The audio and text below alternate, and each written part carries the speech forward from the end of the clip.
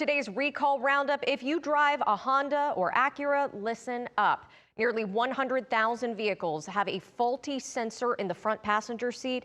It could cause the airbags to deploy when they shouldn't during a crash. The recall affected several Honda and Acura models from 2016 through 2026, including the Accord, Civic, CR-V, Pilot, Odyssey, and Ridgeline. Owners will be contacted by the mail. And Ford is telling some owners of Bronco Sports and Mavericks to stop driving them immediately. It's due to a front suspension problem that can make a wheel separate and cause a sudden crash. The recall covers certain Bronco Sports from 2021 through 2026 and Mavericks from 2022 through 2026. Ford dealers will inspect and fix the problem for free. Certain batches of popular cheese bread may be contaminated with salmonella.